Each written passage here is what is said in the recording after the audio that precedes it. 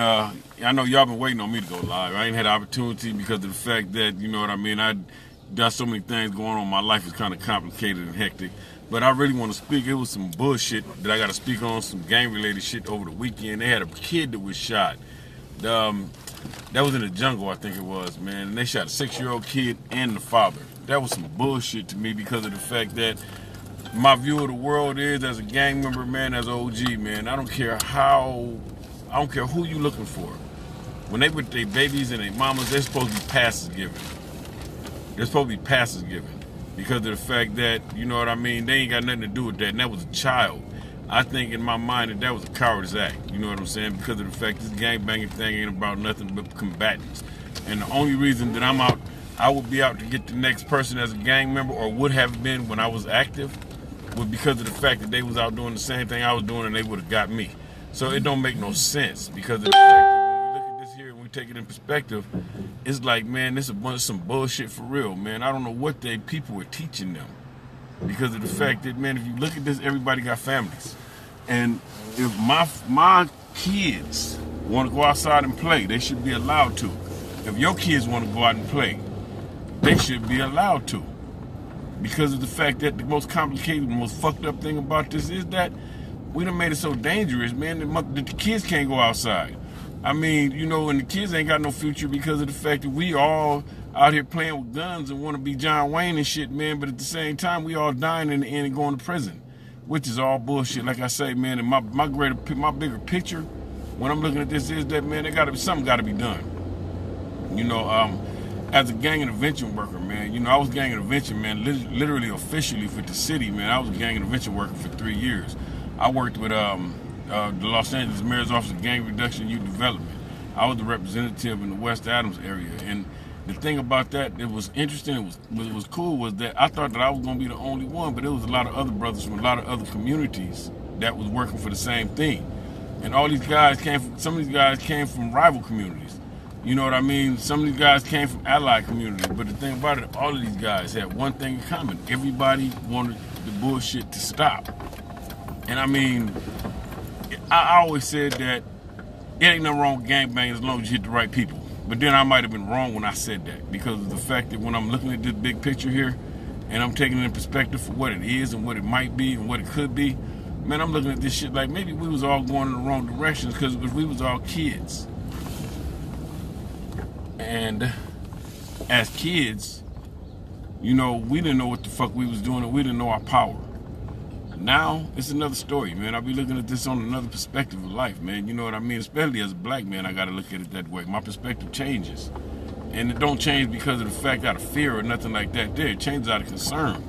Because our young black people, man, they ain't got nothing to look forward to, man. Our young black people out here, man, we better look at what we're doing to ourselves.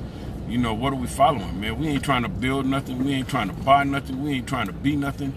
And I mean, I got to look at this whole concept in perspective because that's the future. Shit, that's your future, my future, everybody else's future. If you black, and I mean, it's a motherfucking shame.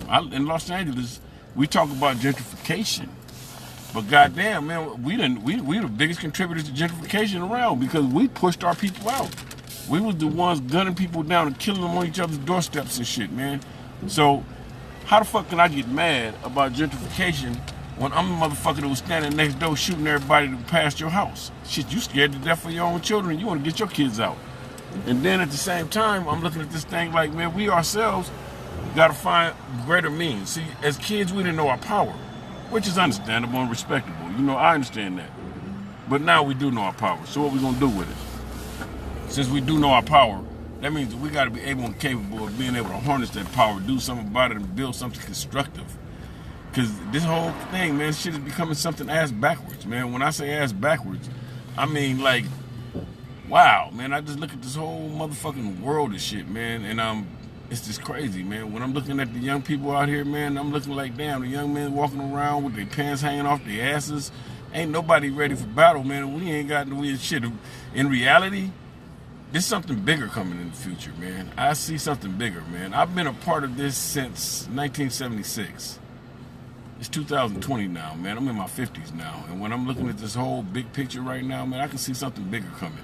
Because of the fact that, I mean, if we don't make it something bigger, it's going to be something bigger going to happen by default, and we ain't going to have no control over it. And what I look at, man, I look at the power lies somewhere within the unification of us as people. Because within humanity, man, we got to look at what does it take for us to survive. Shit, can't no one exist without the other. Because humanity means we was all meant to coexist and exist together. And that's just the way things are. You know what I mean? We drive through the hoods, man, and we can see the hoods. I see young dudes standing on corners looking crazy, trying to be tough, but that means that this young dude right here might need a job. I can see young dudes out there talking about they own one and they on their trip, but shit, that means that this young dude might have problems at home. Shit, somewhere through here, man, we gotta find time, means, and ways to reach out, man, and try to, you know what I mean, rectify some of this shit here, man. You know, I'm accountable for a lot of this here, and that's why I speak the way I speak. I understand, because I was once that young person. I've been in the prisons, I've been in these streets, I've been shot, I've been through all the different complications. And the thing about that is that when we look at this, man, this is a whole nother level of the game, man. You know what I mean? We're going somewhere else with this. So, you know what I mean? If anybody want to reach me, man, anybody want to catch me offline, y'all go to madronald.com, www.maddronald.com. That's my personal website. You know, my campaign is social neutrality, social media neutrality, social network neutrality, because I'm tired of being on Facebook and everybody talking about Facebook jail, censoring, and all kind of other crazy shit that's on Facebook. My perspective of things is that, you know what I mean, I got my own website, so I don't give a fuck what Facebook or nobody else got to say or feel about what I say and do.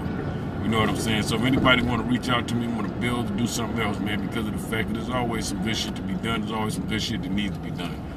You know, we can all come together, man, and we can be creative about what we come together and do. See what I'm saying? And on that note, I'm out right now. You know what I'm saying? This was just like, you know, just my little intro to let y'all know I'll be, you know, I'll be checking in. I'll be live streaming. Y'all can catch me over at my website, Instagram. You know, you catch me on my Instagram, Mad_Ronald_Roland. You catch me on Facebook, Mad Ronald Roland. You catch me on Facebook, bloodsandcrips.net. And you catch me on my website, Bloods and Crips. My website, madronald.com. And also, I own the website, the actual website, bloodsandcrips.net. I own that domain, so y'all can catch me over there too. Y'all can catch me and follow me over there also. You know what I'm saying? And my YouTube is Mad Ronald Media.